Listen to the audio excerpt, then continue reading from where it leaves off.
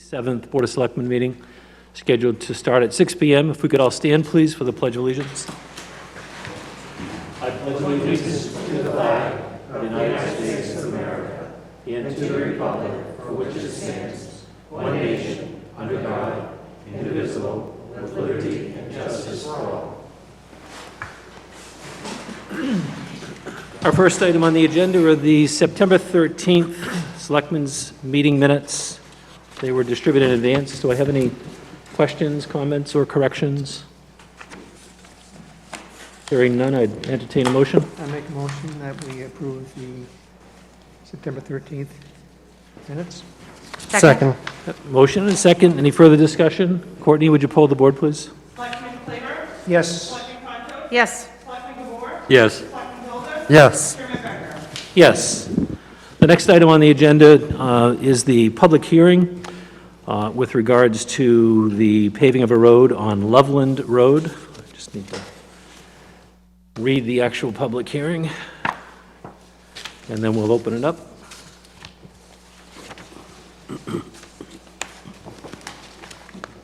I know Courtney sent it to me, You did. and I printed it.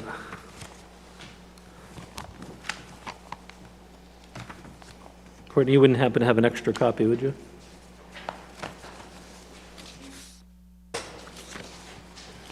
All right, yep, I'm sorry, I just found it. So this is with regards to public hearing notice. The Board of Selectmen will be holding a public hearing on Monday, September 27th, 2021, at 6 p.m. at the Town Hall in the Selectmen's Meeting Room, 350 Main Street, Webster, Mass., in order to discuss paving a portion of Loveland Road to be funded through a betterment of the immediate abutters and placing this on the town meeting warrant for approval. Anyone wishing to be heard should appear at the time and place designated, posted by the Webster Board of Selectmen. This was posted in the Telegram and Gazette on September 18th. And before we open the public hearing, just for the record, Ms. Arsenault, do you also, I think I saw Dr. Godzik, if you could just let me know if you're the two that are online?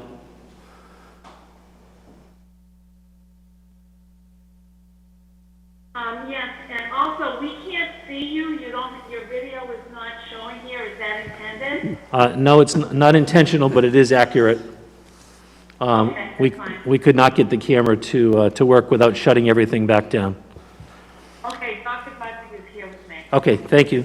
And for the record, those are the only two individuals on Zoom this evening. With that said, I would entertain a motion to open the public hearing. So moved. Second. Motion and a second. Any discussion? Then, under discussion, Mr. Chairman, I will be abstaining from this public hearing as I have relatives involved on both sides of the issue. Okay. Thank you, Mr. Jolder. So Mr. Jolder is recusing himself from this hearing. Courtney, would you poll the board, please, to open the public hearing? Selectman Claver? Yes. Selectman Concho? Yes. Selectman Gabor? Yes. Chairman Becker? Yes. So I'm just going to go through a few of the procedures with regards to conducting a public hearing. So I've read the notice of the hearing just a moment ago. Noted it was published in the paper. With regards to ground rules, we'll go with the pro side first, those people seeking to pave Loveland Road. Testimony will be limited to the issues directly related to the subject matter of the hearing. Only one person will be permitted to speak at a time. All discussion will go through the chair. All parties will be expected to conduct themselves civilly, and any discussion between parties will not be permitted, as commentary should come through the chair. For each person that testifies, I'll be asking them just to identify themselves, state their address for the record. People that are coming before us with regards to the hearing, any members of the Board of Selectmen can ask questions of them. Any documentary or physical evidence should be given a unique identifier. So, in other words, we've received a certain amount of information in writing, so Courtney has that and is keeping that for the public record. And lastly, when all of the discussion for the public hearing is done, we will then close the public hearing, at which time the Board of Selectmen will discuss whether or not we should adopt the adopt the motion for paving Loveland Road as a public necessity. So that'll happen after the public hearing is actually closed. So those being the kind of ground rules with regards to this type of a hearing, I will ask any proponents, any people in favor that would like to speak with regards to Loveland Road to identify yourself and come on up if you could, please. And after you sit down, if you can just give your name and your address, please. I have a prepared statement and also, excuse me, some information that I will give to Courtney to then be able to distribute to your selectmen as necessary. So good evening, Chair Becker and honorable selectmen. I appreciate the opportunity to come before you tonight to further introduce myself as I was on your last Zoom meeting. I am here to share information with you that is pertinent to the paving issue this evening, as well as many other issues that will be coming up shortly before this elected body. I have a copy of a prepared document that was submitted to the Conservation Commission that I prepared. I request that this be copied and distributed to you for your review. I have received a very extensive public records request fulfillment from the town of over 800 documents related to 33 Loveland Road, which would be part of this paving that you're trying to move forward this evening. The party who may speak before you tonight in opposition to paving, over the past few weeks, I have carefully gone through all documents and created a timeline of events related to the address at 33 Loveland Road. I am sharing this document because it is full public information and therefore is not defamatory in nature. The truth is the truth, and you cannot say that you are defaming someone by sharing public information. So, Ms. Mkhitaryan, would you mind identifying yourself and then the, I'm sorry, I thought I did. yeah, and then your address, please? Okay, Elizabeth Mkhitaryan, and I'm the owner at 35 Loveland Road, which is part of the section that is up for paving. I have tried very hard to stay out of this paving issue, but through this research, I have discovered several indications by both the police and fire department for the town of Webster about the difficulty of access to property on Loveland Road. So for me, this is not an issue about beautification or residents' wishes. This is about public safety. I am in support of paving on Loveland because our safety is at stake. I further urge you to disregard any opposition from a resident with such a long history of disregarding the town of Webster. And again, I have supplied, this is about a 12-page document of the history. Okay, and Mrs. Mkhitaryan, we'll receive that information, but we will focus on the actual road paving itself. Yes, sir. Okay, thank you. Thank you. Thank you. Thank you.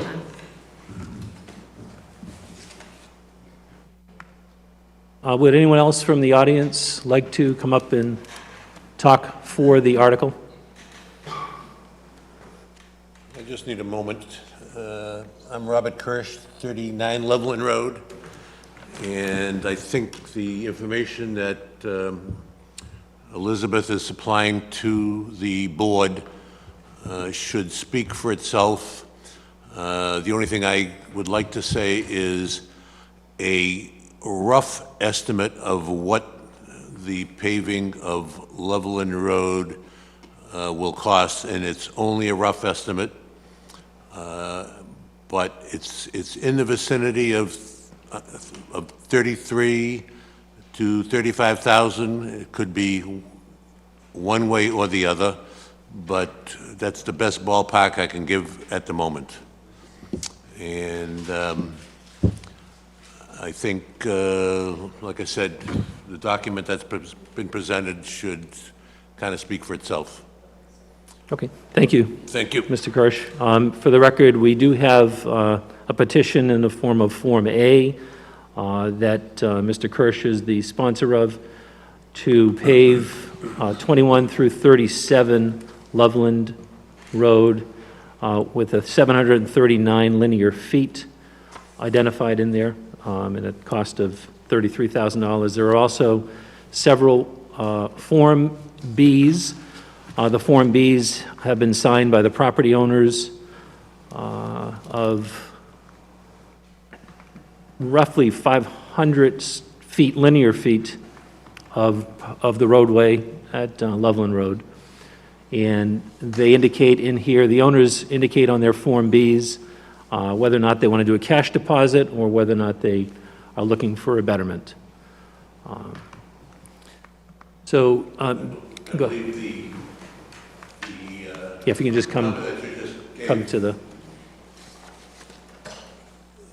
The number that you gave just now for the linear feet of the roadway, I believe you said 500? approximately 500 have appeared to have signed for paving the road. 500 Actually, linear it's- feet. It's about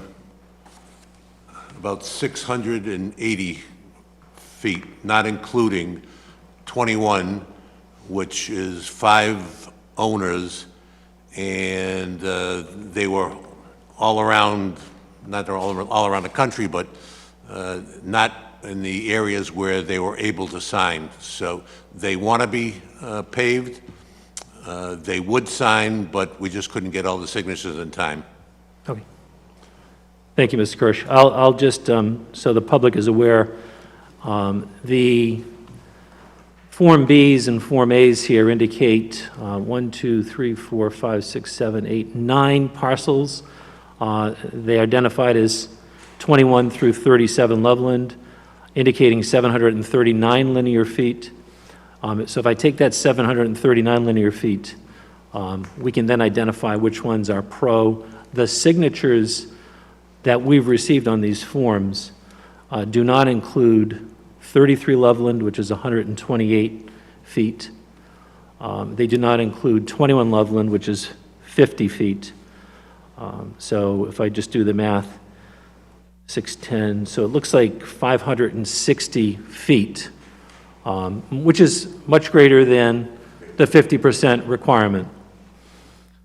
So I just want to, provide that information for the record. Any other folks that look to speak in favor of the, at least in the audience, in favor of the article? Okay, seeing none. Any online looking to speak in favor of the article?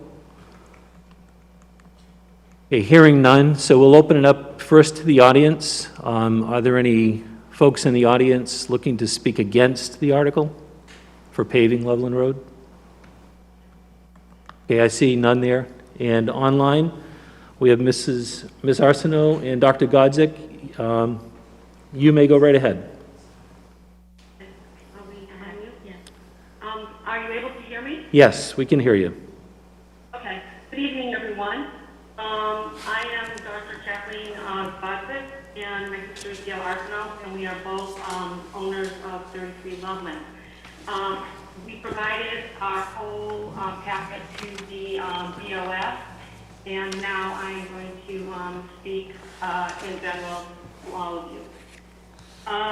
We are in opposition to paving of 33 Loveland under the petition brought forward to the public hearing on Article 12, Chapter 573 of the Town of Webster Bylaws. We are not in opposition to the petitioners paving their properties on Loveland Road, and have never been in opposition to them doing this as they wish on their private property at any time. They provided you with a background of the paving project, and that is, if I direct the Honorable Board Selectmen to look at your packet, and it's under letter for your information. For the sake of keeping in a timely fashion moving along, it's just, again, stating that we were never approached by the petitioners at any time, contacted or included since they began their plans to pave a portion of Loveland. Starting in and around February of 2019, we were first made aware that there was a petition to pave Loveland on July 12th of 2019, and then you have that letter. Historical information on this property. We, the Godzik family, have owned 33 Loveland since 1962. Loveland, if you go to your map, are you able to see that? Since I can't see the Board of Selectmen, I don't know. Yeah, I'm not sure. Where you are. I'm not sure which map you're referring to, but we do have a Yeah, copy of it's all the under- maps. It's under map Yep. just go, in the big packet, go to the back, and then you see the map. Yes. Okay, so let's go, there's, the first map is of 33, and then we go down to the next map, which is, point 3, and it shows the road, it's the Oliver Mass GIS online mapping, and I put that in there to give familiarity to the, people on the board, and anyone in the audience. And basically, I would like to say, explain that you see the road coming down from Point Breeze Road and goes all the way down to the last property on the peninsula, which is 41 Loveland. And basically, Point Breeze is a public road. And then the beginning of a portion of Loveland comes around and is also a public road, which measures 20 feet in width. And at its right-hand turn off of Point Breeze Road, and then it continues this width as a public road until it transitions into a 10-foot right of way, and I have marked that out there on that map. There it narrows, and it becomes a series of right-of-ways as defined in the deeds of each of the respective property owners, 21 through 39 Loveland. This portion of Loveland Road dead ends into the property at 41 Loveland. There is no through access to this road, and it does not connect to any other road. It simply ends. Now if we go to the next map, it's a little bit better because it's enlarged. And so I want to talk to, I want to address that.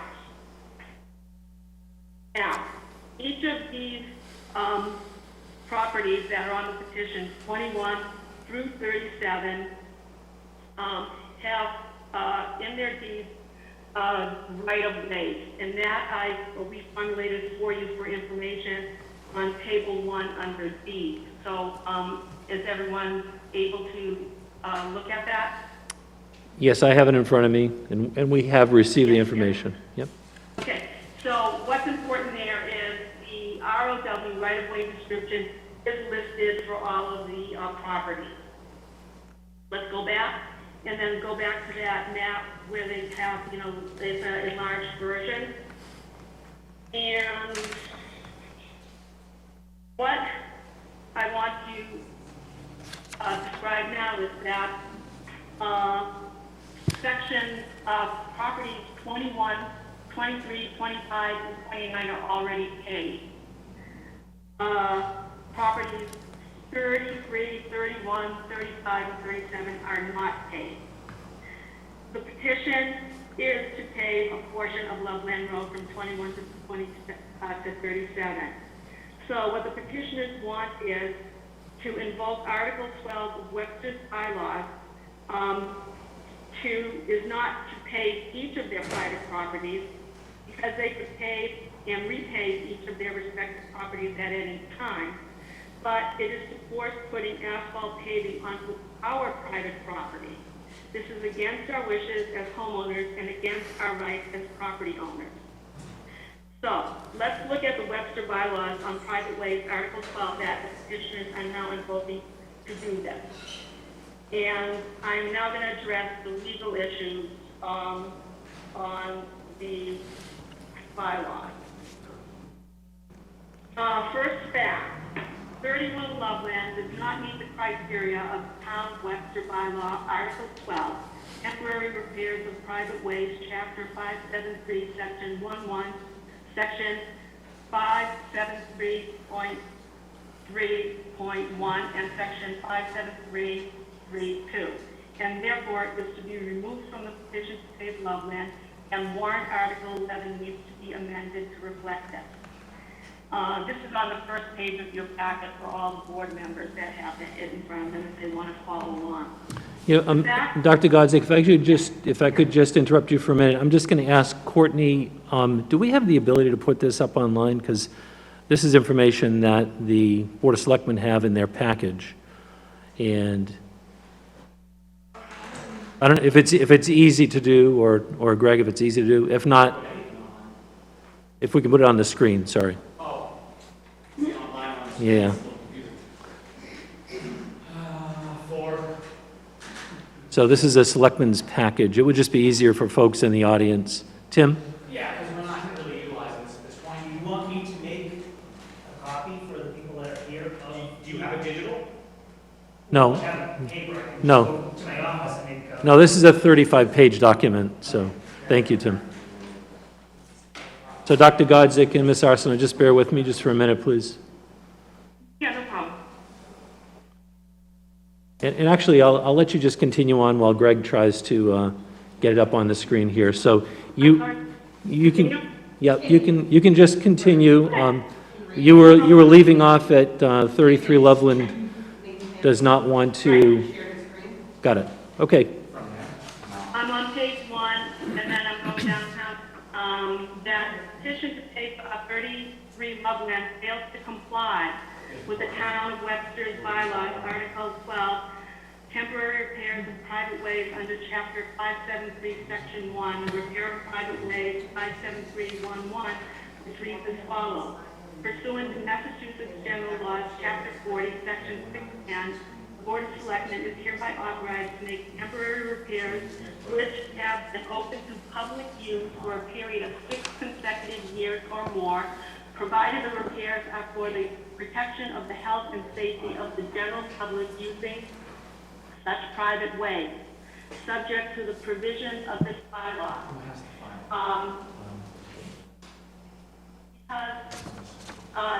And that's the bylaw. Because 33 is not a private way and has never been open to the public use at any time, then it does not fill and comply with this bylaw.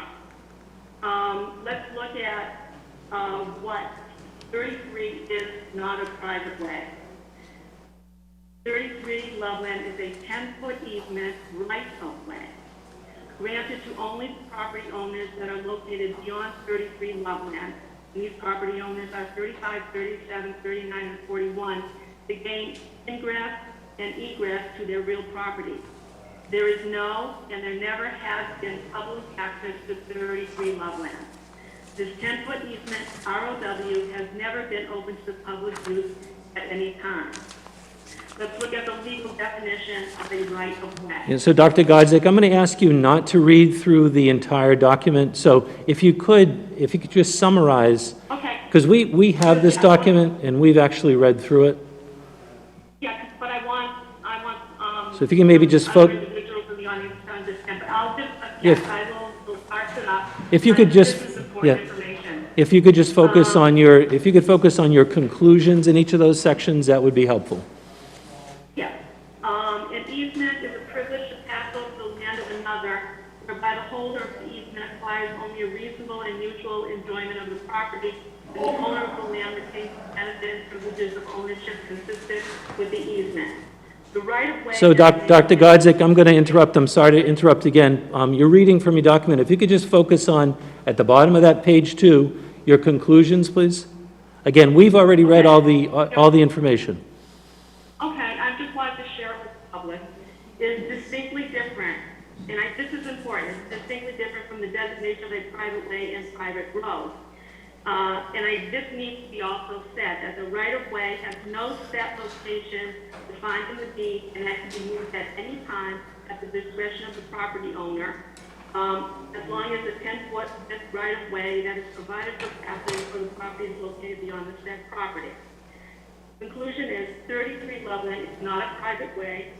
It is an easement right-of-way that has been granted to select designated individuals only by definition and use. It has never been open to the public use for a period of 6 consecutive years or more, and it has never been open to the public use at any time, nor has it ever been a public access necessity. Let's go on to the page 3. I'll skip over. And it's important to understand that Mr. Willison has defined several roads in Webster that he defines as private ways, and those appear in 3 columns in your packet. Do you see that? I do, but I'd ask you again to please focus on the conclusions of that section. I am. I'm just providing you with the information here. Okay. 8 of those connectors are in bold, and what that means is that these are private ways that connect public roads on either side. Therefore, therefore, they have been open to the public, and the general public use such private ways, and therefore, these roads would be subject to the bylaw article for repair. The remaining 14, of which Loveland is one, does not fall under that legal requirement and characterization. Let's go on then, because I had some other information there, but we'll go on to where, let's look now at the general public, okay? And the right-of-way has never been open to public use and repairs, and is not for the protection of the health and safety of the general public. Again, 33 Loveland is a 10-foot ROW, and the definition of general public is exposed to general, open, and relating to all people, all persons. Loveland is not open to all people, all persons. It is restricted with a 10-foot heated ROW, so it fails to comply with the town bylaw Article 12. Let's go under the next item is the definition of Article 12, Chapter 573, from page 5. Article 12, Chapter 573.3, major temporary repairs. No repairs shall be made until the board, by majority vote of its members, and following such hearing we are attending tonight, determines that such repairs are required by public necessity, and until the town meeting has appropriated funds for such repairs. Again, public, we've already looked at that. 33 Loveland does not comply with that. And then the next item is necessity. The definition of necessity is in such a way that it cannot be otherwise a requirement. So the petition that has been put forth to pay is one solution to address the repairs needed on Loveland. However, there are other ways to address these repairs. Therefore, the petition to pay does not comply with the requirements of necessity, meaning it cannot be otherwise, since there are other ways to address the repairs. And as you see in my statement following that, we, 33 Loveland, do agree that portions of Loveland are in need of repair. There are several ways to provide those repairs, and the petition to pay Loveland is only one way to provide those repairs. See, in this information that we submitted to you, have put forth our reasons and our, after doing extensive research into options, and so you do have that, all of you have that, so do you want me to go? No, or do you not want me to go? we have all the information listed on page 6 of all the facts. I would ask you if you maybe just, if you could maybe reach your conclusions, which I think are on page 9. I believe we have everything noted that you've identified in your 9 pages here, 10 pages. Okay, all right, so as long as everyone's read them, and then we have provided you with an alternative way of handling the repairs of 433 Loveland. So, and then let's go on to page 8. Again, in each situation, we are just asking that 33 be removed from the petition and the Article 11 amended because of the reasons that it doesn't comply with the bylaw. And I want to address one other issue on page 8, where with regard to passage of large vehicles back and forth along that right of way. And if you look down there, the statement is such that there really will be no difference in transit of large vehicles to include the passage of emergency and safety vehicles by paving the 10-foot right-of-way at 33 Loveland. The deed only gives and provides for 10 feet right-of-way, and these vehicles, large vehicles we have seen, have always been able to pass on the gravel way located at 33 Loveland. We provided you with several pictures of several types of vehicles, size of vehicles that have free passage to and from. So the conclusion is that paving will not improve access, safety, transit, or convenience that an existing, well-maintained gravel way would not be able to also do. And we provided you with the specifics of our solution in terms of the repair on 33. So let's go to the final last two pages, 9 and 10. In conclusion, again, the petition to pay 33 Loveland fails to comply with of Webster's bylaws, and you can read that again. Therefore, 33 is to be removed from the petition to pave a portion of Loveland and the warrant article amended to reflect this. The petition to pave Loveland fails to comply with the requirements of statute of the Massachusetts General Law, Chapter 440, Section 6N, under Article 12, repair of private ways, which again I'm not going to repeat and read because it does not, because 33 Loveland is not a private way. It is an easement right-of-way that has been granted to select designated individuals only by definition and use. It has never been open to public use for a period of 6 consecutive years or more. It has never been open to the public use at any time, nor has it ever been public access with necessity.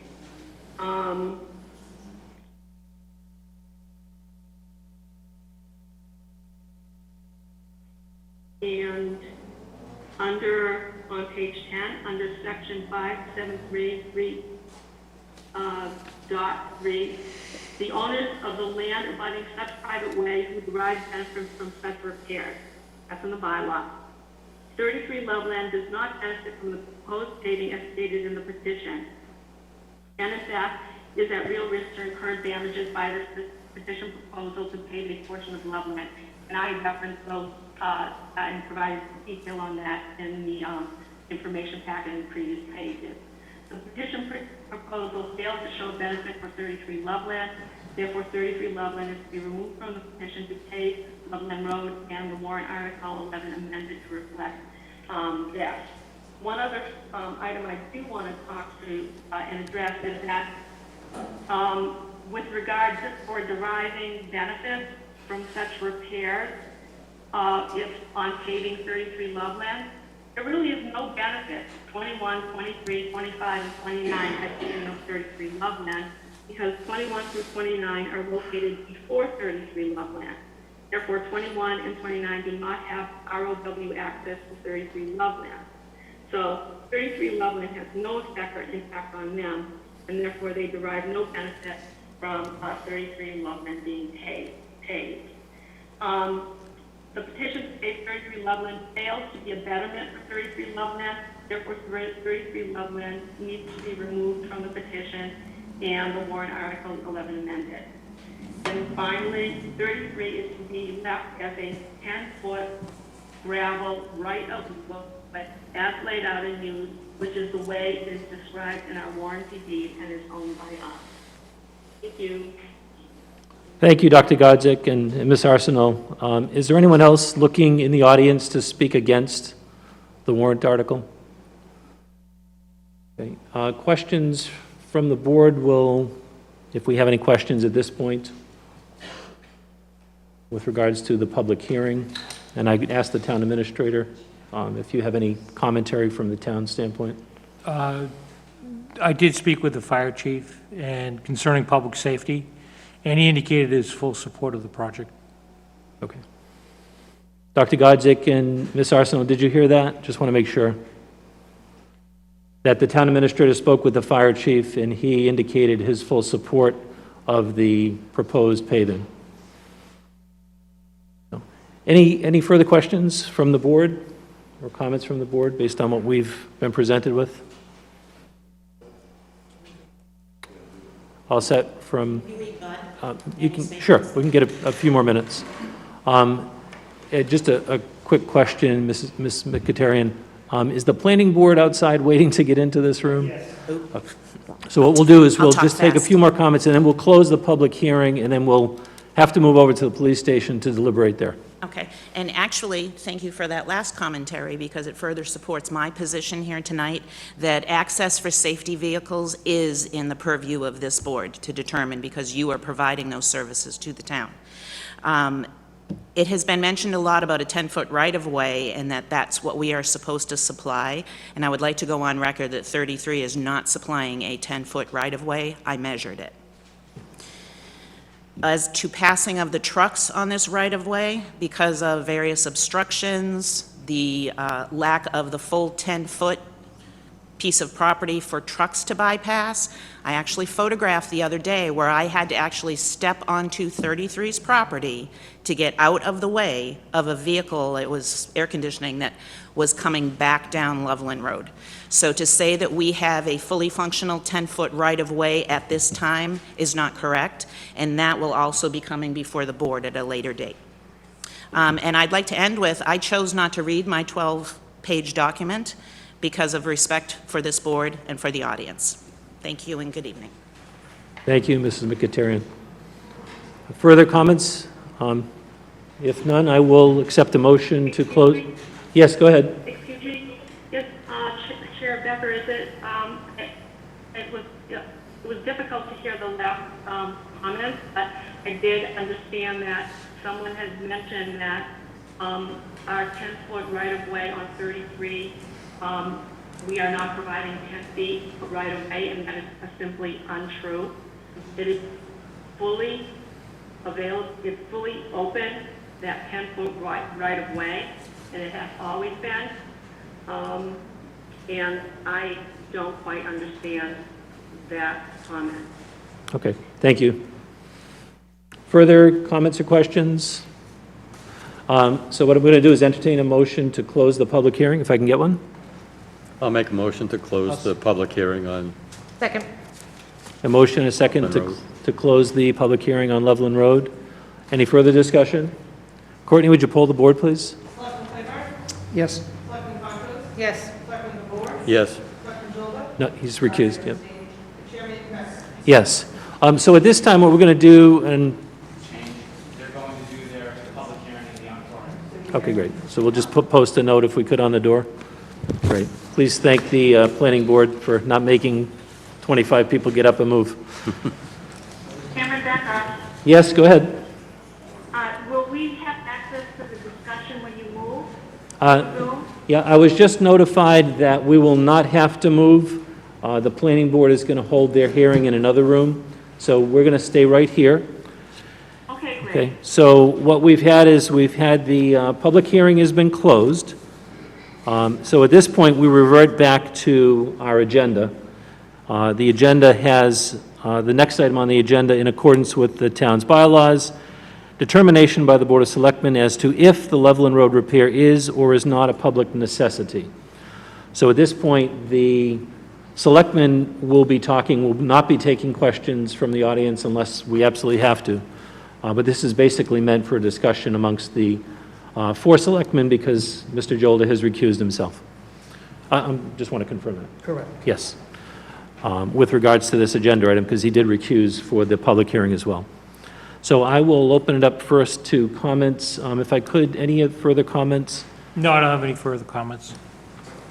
I will say that I did reach out with Greg. We contacted town council. My number one concern was I didn't want to get to town meeting, only to find out from town council that, this article might be ruled out of order. So we discussed that with the town council, and if it were going to be ruled out of order, we wouldn't have held the public hearing tonight. So based on that, they have not ruled the article out of order. So from that standpoint, after this hearing, if the board decides to vote as a public necessity, it will move forward to the town meeting to be voted on by the townspeople. And I guess, Greg, you've mentioned that you've talked to the fire chief, and the fire chief is for this article. I'll open it up to other comments or questions. I think a public necessity for safety has been demonstrated over the years, that the town has repaired potholes and significant potholes and over time. And I don't know how this year was with the heavier than normal rains, but I can only imagine that wasn't good for that area. I do know the town does its best to clear that roadway.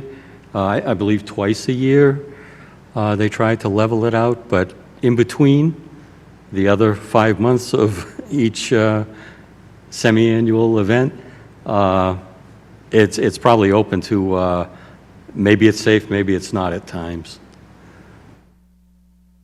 Thank you, Earl.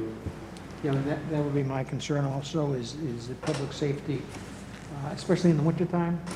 I understand that the trucks, large trucks and fire trucks can get down that road.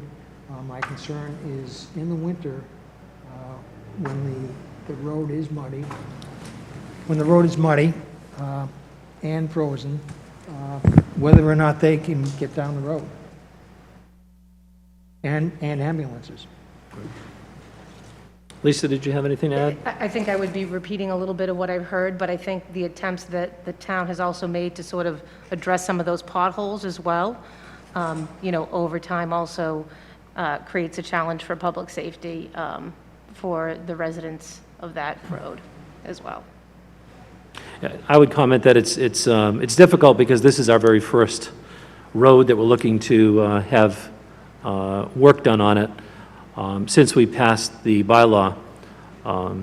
So it seems as though this is a good predictor of what might come in the future. You can't always make every single resident happy with what you're looking to accomplish. And that's ultimately why the bylaw 573 was written the way it was written. It does not, unfortunately, does not allow for individual properties to be removed. And, if that were the case of an individual property owner and they felt that they had a legal right to that recourse and not have their property improved upon, then they would not be able to come to the town, so to say, or to the selectmen. That would be a matter to handle in the courts if, in fact, they decided to do that. So that's pretty much all of the notes that I had written down. So any further questions?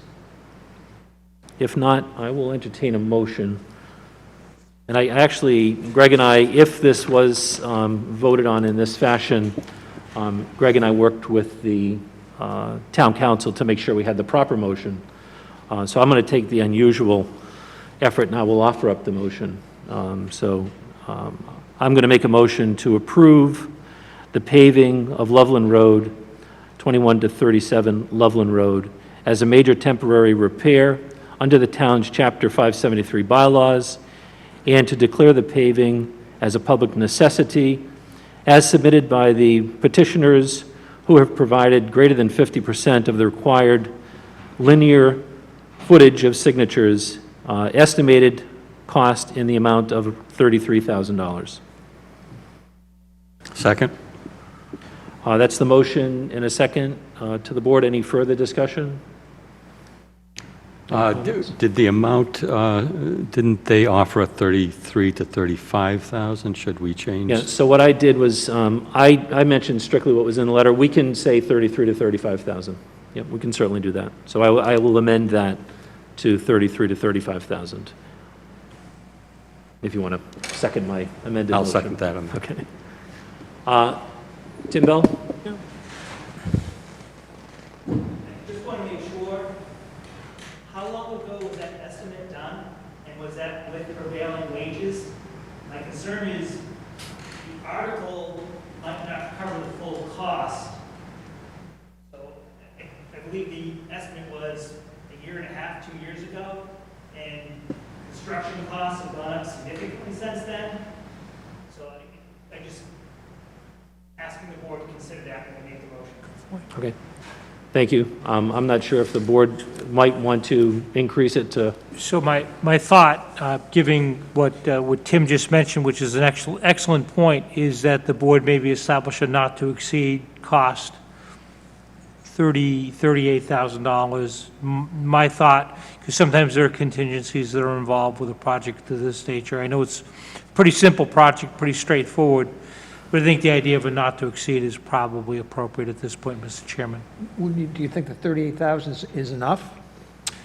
Well, until this evening, I had heard $40,000, but I don't know where that number had come from, and I can't back my way into it because I was not here. But certainly, that may be a reasonable not to exceed amount. Well, I think in light of that, and in light of Tim's information, our town accountant's information, I'll amend my motion to put an amount in not to exceed $40,000. I'll amend my motion to include that. Amended second, thank you. Further discussion? My second. Okay. Courtney, would you poll the board, please? Selectman Flamer, Yes. Selectman Contos, Yes. Selectman DeBoer, Yes. Chairman Becker. Yes. Okay, that takes care of the Loveland Road public hearing and the vote for the paving. So this will move on to the town meeting on October 18th for a vote by the townspeople. Okay? Thank you. The next item we're going to be discussing is PFAS and the water system update.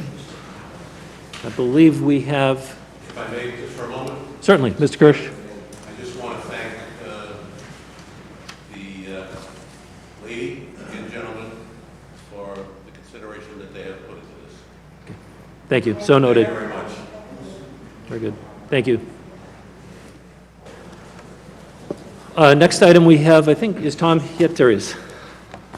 We have a discussion with regards to PFAS and water system update. By way of introduction, we may have read in the past several months that our sister town next door, Dudley, had faced some increasing levels of PFAS, which is I will let Tom say the technical 80-letter word, it's known as PFAS, had experienced significantly rising levels in their town. Unfortunately, they ended up having to go to town meeting, vote in a treatment facility for this in the, I believe, $12 or $13 million range. I'm not saying that that's the case here, at least as of yet, but Tom and Greg will go through the issue of rising PFAS levels here, particularly in our Bigelow Road well. And I know Earl is quite familiar with it too, as the representative from the Selectmen on the Water Sewer Commission.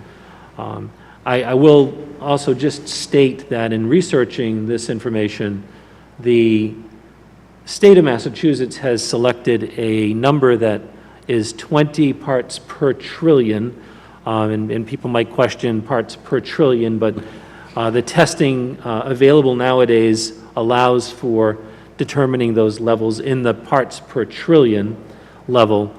I will state that the EPA has set the same type of action level at 70 parts per trillion, or significantly higher, 250% higher than what the state has. I have spoken with Representative McKenna and Senator Fatman, asked them to please talk to the state, maybe even have someone from the state come and have a meeting with us with regards to why the disparity between what the EPA is suggesting for the action level we face in this state at 70 parts per trillion as opposed to the 20 parts per trillion. So with that as a lead-in, Greg or Tom, Greg, you want to kick it off, or Tom? I'll let Tom start, and then I would be happy to fill in any information that I have. Great. And for the audience, we have Tom Cutler here tonight. You've been here probably a month at this point? Probably close to 2 months. 2 months, okay. So welcome, obviously, for the audience, welcome to Webster. Thank you. And welcome to having to deal with PFAS. I do believe wholeheartedly that Doug did not know this was an issue when he hired you. correct. As we did not know it was an issue either. That's true. Right, this So- is new for us. I'd like to first say thank you for the opportunity for serving the town and the Board of Selectmen as the water and sewer super. I'm very excited for the opportunity. Never, can I take this off? Yeah. Thank you. again, just wanted to say thank you for the opportunity to serve the town of Webster as the water and sewer super. A little bit of an overview of PFAS. You've already hit on some of the highlights. There are thousands of PFAS chemicals. The state has focused on 6, and that's where they come up with the PFAS 6, they call it. I prefer to call it PFAS because it's much easier to say, but it's actually technically called per and polyfluoroalkyl substances, and like I said, there are thousands of them. The state is focused on the 6, and like you mentioned, it's a 20 part per trillion number versus the EPA limit of 70. A little bit of history of our system here in town in Webster. Back in 2014, we did do PFAS screening under the EPA unregulated contaminant rule, and all of our sources in Webster had non-detects, and that's because they were at the parts per billion level. So they were non-detects at that level. Fast forward 2021, the state did some exploratory testing, offered grants for cities and towns to jump on board to do additional testing at the part per trillion level, which we did do here in Webster. The levels came back pretty good, April and May. Bigelow was in the 15 part per trillion range, just under the 20. And the Memorial Beach water filtration plant, the new plant, was running about 6, between 5 and 6 parts per trillion. Now that plant's a combined level with the 6 wells that are at that site. Each well was tested individually, but it's a combined number coming out of the plant on finished water. So all of our sources were in very good shape. Fast forward, July timeframe, we were over the 10 part per trillion, which tripped us into monthly testing. So right on the tail end of July, right when I started working here, the state came back with, look, we want you to do monthly testing. They revised our schedule, and that's what we've been doing. The July tests were done 3rd week in July. The numbers gone up a little bit. Bigelow was right at the MCL at just over 20, but it rounded down to 20. It was, I believe, 20.4. So it started raising a little bit of red flags, but now we're on the monthly testing. The monthly testing is it's averaged over the quarter, so it's 3 months worth of testing. We're in 3rd quarter now. We're closing out 3rd quarter, so we were required to collect another sample in August, which we did on August 23rd, and we had a number of 24.4 at Bigelow and around 10 at the Memorial Beach water treatment plant. I consulted with the state. We came to the conclusion that most likely the 3rd sample, which was required tail end of September 23rd, most likely wouldn't show anything different. So I opted to take the well out of service just to make sure that we weren't delivering something to our customers that we shouldn't. It's really important, and I stress this, that our water is 100% safe. This substance, or these chemicals, the problem with them is it has adverse health effects over a long duration, a long exposure, like your lifetime. Our numbers were slightly elevated in August, and that was a first for us, and the well is offline. The well was only producing approximately 10% of our daily consumption. We were basically exercising it 3 hours a day, collecting our samples and shutting it off. It is a redundant supply to our system, so we were solely relying 90% on Memorial Beach. So the well is out of service, and we're looking at options right now. We're working with Mass DEP. This is not a new issue. It's fairly new to us, but it's pretty active in the Massachusetts area. There are many cities and towns going through the same issue as us. Our neighboring town, which was mentioned a few minutes ago, is actually going through this, and now I think we will be as well.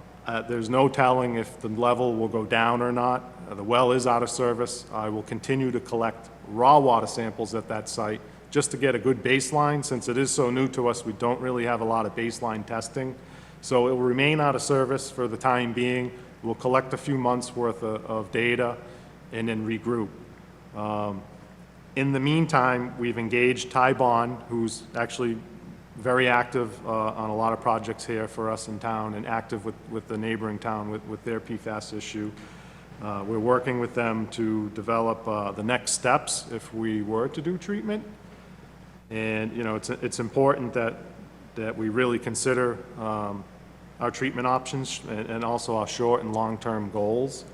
There are options to us, but I think what worries me a little bit is that the lead time for some of these options, whether we need equipment or temporary solutions, it's not readily available. So we need to hit this hard and hit it quick and do some good planning here very quickly. Some of the things that we're doing now in preparation for this, obviously we're discussing it here tonight. We're putting a lot of information shortly after this meeting tonight on our website, you know, about PFAS. It'll be an educational type press release that we're going to do later this evening and then probably tomorrow under a code red. There'll be Q&As posted online, question and answers for folks that would want to know more about PFAS. I would stress that, you know, if folks are looking for information on PFAS, you know, go to credible sources, your EPA, Mass DEP, CDC, your health department. Don't Google search it and find misinformation, because it is definitely out there. And Tom, we'll provide links on our site. All the links will be right on the website. It'll be embedded into the press release. We're informing all of our local boards, updating the website, as I mentioned. We'll be posting on the electronic signboards at the police and fire station. You know, if you need more PFAS-related information, please visit our website. We've already pre-set up the phone system for automated type messages that will instruct people where to go if they have questions. Some of the next steps that we're doing, I mentioned we're engaging Ty and Bond. We'll be looking at proposals for possible treatment. And, you know, if the numbers don't come down, I've been told by the state that, you know, the only solution will be treatment. And it's important for us because Bigelow is our backup well. It's able to produce 1,500 gallons a minute, so it's a big source.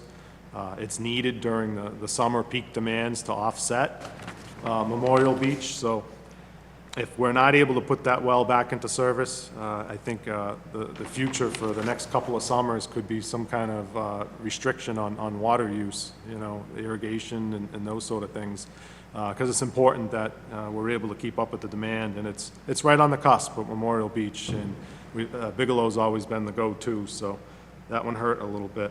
The type of treatment that's involved for PFAS would be like your granular activated carbon vessels, your ion exchange. Both those types of treatment have pros and cons. We'll start to look at some of those things over the next couple of months. Ty and Bond has informed me the very first step is some bench scale testing where they'll collect some water from our sources and do a bench scale to see what type of treatment would fit the type of water we have.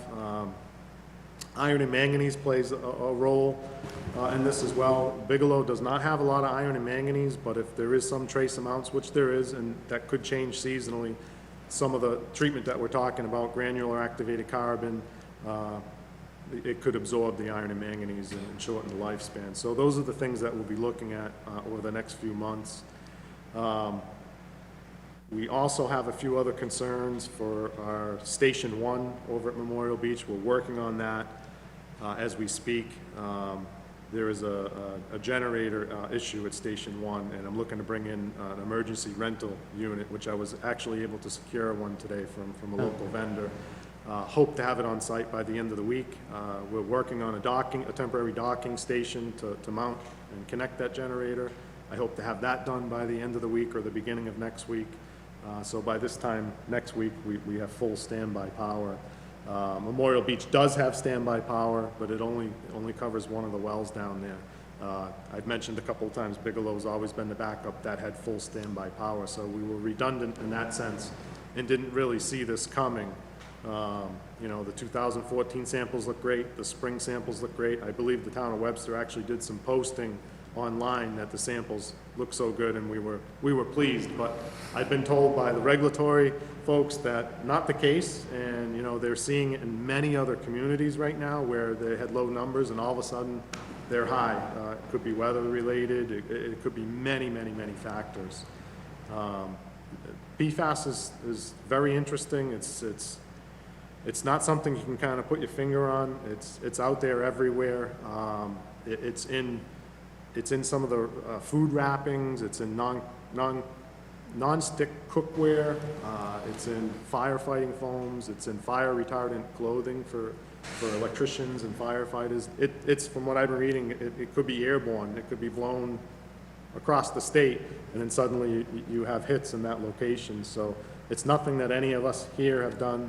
It's been a part of the manufacturing process for many, many years, but it's being regulated now, and Mass DEP is taking an extremely tough approach with this regulation.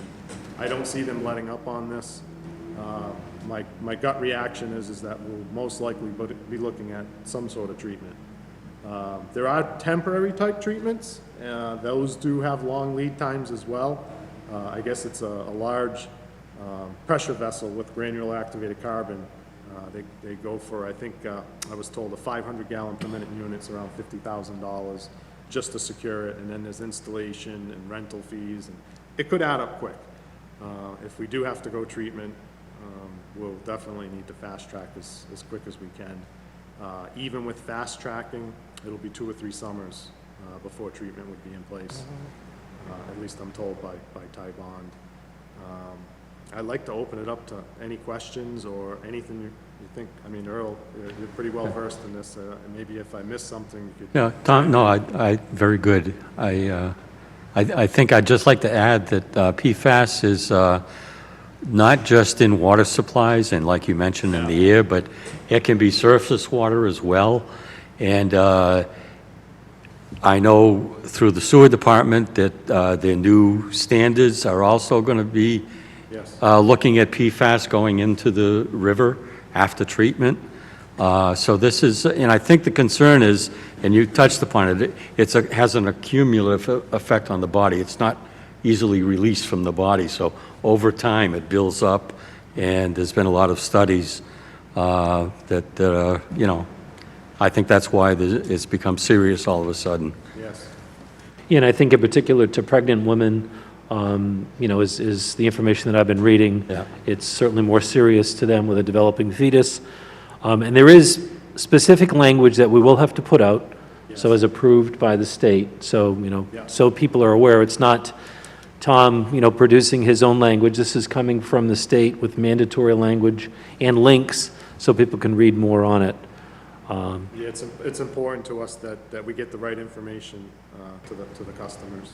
And I can't stress enough that if this were a serious incident that required, you know, us to reach our customers immediately, we would have done that.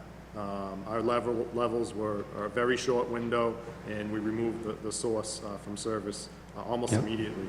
It's a 3-4 week lead time for sample results, so there's a little bit of a delay there. So I hope folks would understand that, but we did remove from service as quickly as we could.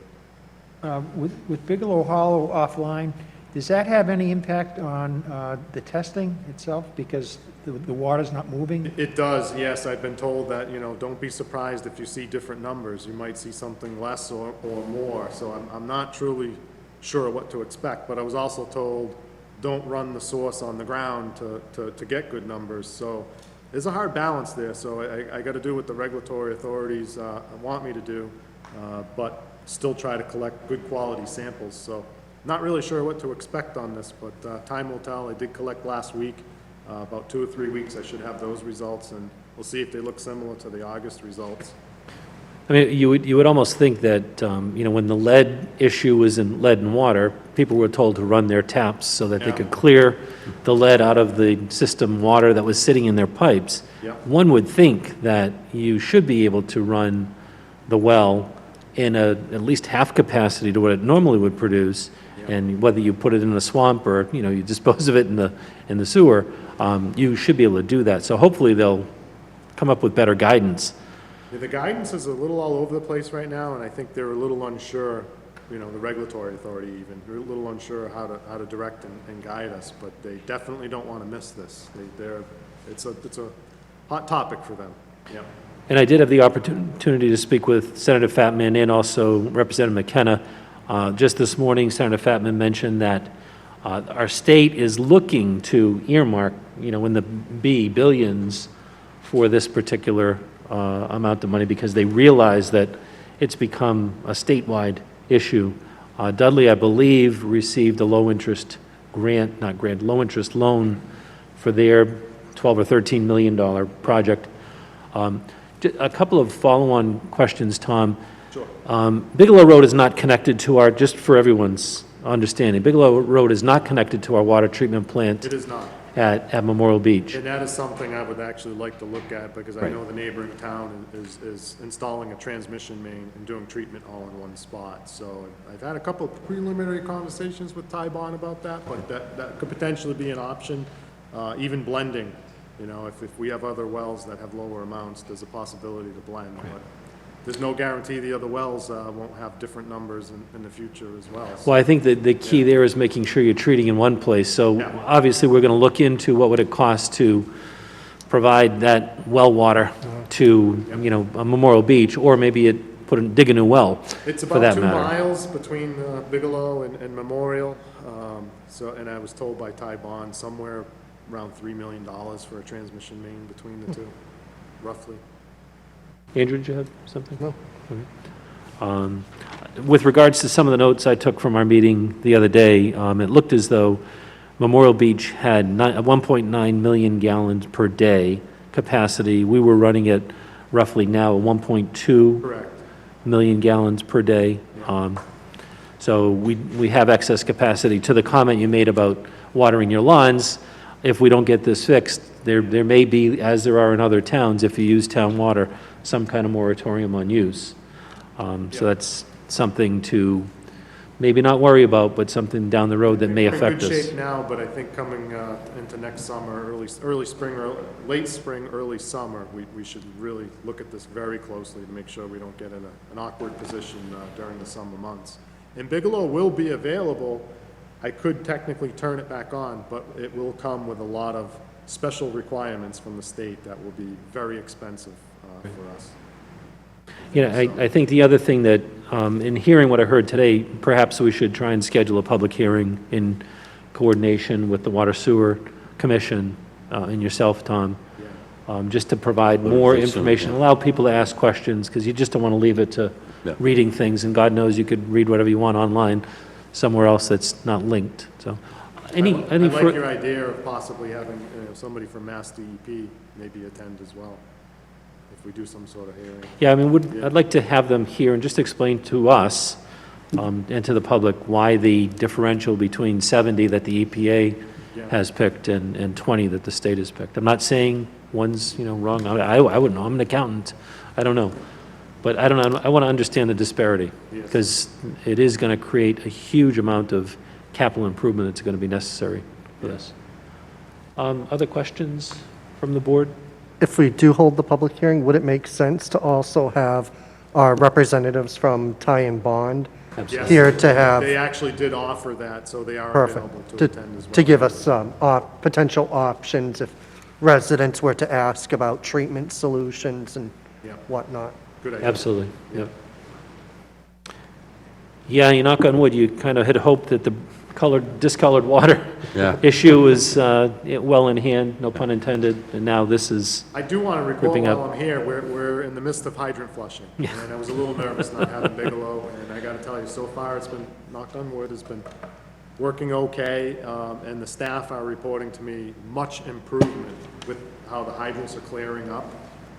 You know, there's a minimum and a maximum amount of time that the model predicts for us to spend at each hydrant, and we're hitting all the minimums now, where in the past, we would be well over the maximums, which would extend the flushing program by weeks and weeks and weeks.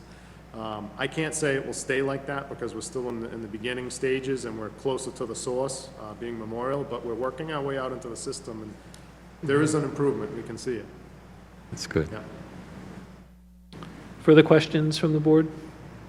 Tom, I will say thank you very much, and Greg as well. Not to use the pun, but you dove into the deep end and swimming pretty well, so thank you for all your work on this, and it's not the end of our discussions, but the beginning. So, thank you. Good, thank you. So that was the PFAS water update. Next item on the agenda, vote to approve the acceptance of deed for 0 Oxford Street, Webster, Mass., approved by a vote taken under Article 11 of the May 10th, 2021 annual town meeting. Greg, would you just want to comment on this one? I know you weren't here at the time. It was one of the things that was left by Doug, was the deed for the property that had been approved by town meeting for acceptance. There was a little bit of a hang-up in terms of actually getting a deed because of the fact that it involved a larger parcel. So the proponents in this case, with town council, did draft the deed. This has been reviewed by our council and been approved by our council. The land is mostly in the town of Webster, but there is a small, and I mean small, a tiny fraction of it located in Oxford and Webster.